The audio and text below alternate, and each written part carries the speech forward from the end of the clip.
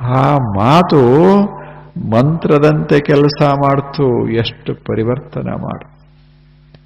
ಹಂಗ ಜೀವನ. ತತ್ ಭಗವತ್ ಕೃಪಯಾ ಏವ ಲಭ್ಯತೆ ಅಪಿ. ಬಲ್ಲವರ ಸಂಘ ಸಿಗ್ತದ ಭಗವತ್ ಕೃಪಯಾ ಏವ.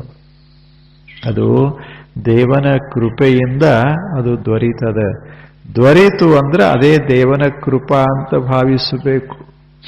ಮತ್ತು ಕೃಪಾ ಅಂದ್ರೆ ಎಲ್ಲರೂ ಇಳಿದು ಬರ್ತದ ಅಥವಾ ಒಳಗಿಂದ ಹೊರಗೆ ಬರ್ತದ, ಹಂಗಲ್ಲ.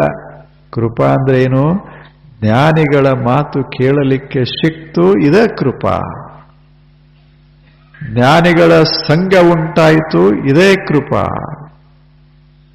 ನಮ್ಮ ಬದುಕನ್ನ ಬದಲಾಯಿಸುವಂತ ಒಂದು ಘಟನೆ ನಡೀತು, ಅದೇ ಕೃಪಾ. ಬೀಳೋ ಕ್ಷಣದಲ್ಲಿ ಒಂದು ಆಸರೆ ಸಿಕ್ತು, ಅದೇ ಕೃಪಾ. ಅದಕ್ಕೆ ಕೃಪಾ ಅಂತಾರೆ.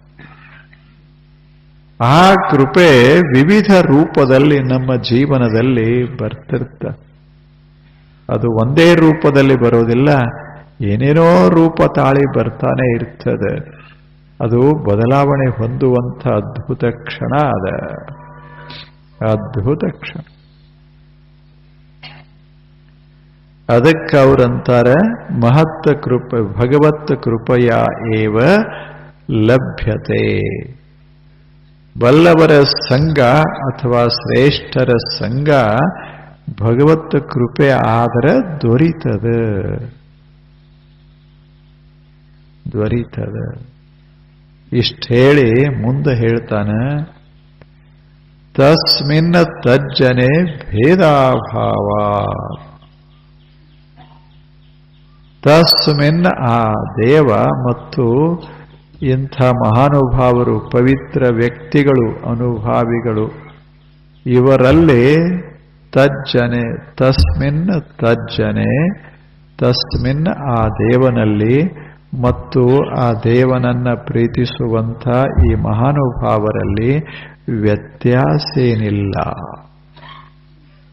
ಅಲ್ಲಿ ಭಿನ್ನತೆ ಇಲ್ಲ, ಭೇದಾಭಾವ. ದೇವ ಅಂದ್ರೆ ಏನು?